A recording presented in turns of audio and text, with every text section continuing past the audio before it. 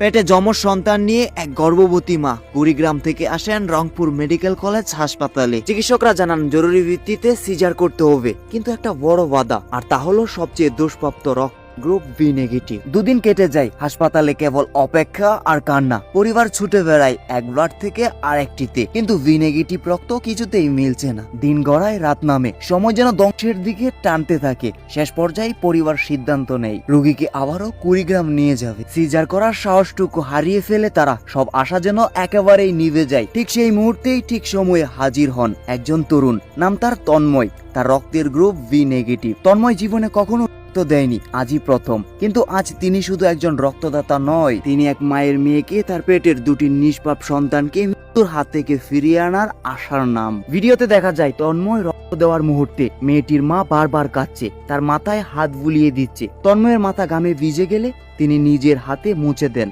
তন্ময়ের দিকে তাকিয়ে চোখ তুলে দোয়া করেন বারবার, আল্লাহ তোমাকে 1000 বছর বাঁচিয়ে রাখুক বাবা, তুমি না এলে হয়তো আজ আমার মেয়ে ও বাচ্চাগুলোকে বাঁচাতেই পারতাম না। ভিডিওটি মুহূর্তেই সামাজিক মাধ্যমে ছড়িয়ে পড়েছে। অনেকেই ভিডিওটি দেখে চোখের পানি আটকে রাখতে পারেনি। একজন সম্পূর্ণ অপরিচিত মানুষ শুধু একটা মানুষের প্রতি ভালোবাসা থেকে 3টি প্রাণ বাঁচালেন। বিনিময়ে কোনো প্রতিদান চাইলেন না, শুধু বললেন, ভয় পাবেন না আন্টি, আমি তো আছি, ইনশাল্লাহ সব ঠিক হয়ে যাবে। হ্যাঁ, এটাকেই বলে মানবতা। এটাই সেই অনন্য দৃষ্টান্ত যেখান থেকে সমাজ শিখতে পারে, এক ফোঁটা রক্ত, এক ফোঁটা ভালোবাসা একজন মানুষকে পথ থেকে ফিরিয়ে আনতে পারে। রক্ত যারা দেন তারা শুধু রক্ত দেন না, তারা জীবনও দেন। তন্ময়ের মতো তরুণরা আমাদের সমাজের নীরব নায়ক। পোস্টারে থাকেন না, মঞ্চে ওঠেন না, কিন্তু তারা হার্টবিট হয়ে মানুষের মনে থাকে চিরদিন। তন্ময়, তুমি একজন সত্যিকারের বীর। তোমার প্রতি কৃতজ্ঞতা জানিয়ে শেষ করা যাবে না। তোমার মতো মানুষের জন্যই পৃথিবী এখনো সুন্দর। আসুন আমরা সবাই রক্তদানে এগিয়ে আসি। এক ব্যাগ রক্ত হয়তো কারো জীবনের শেষ আশা।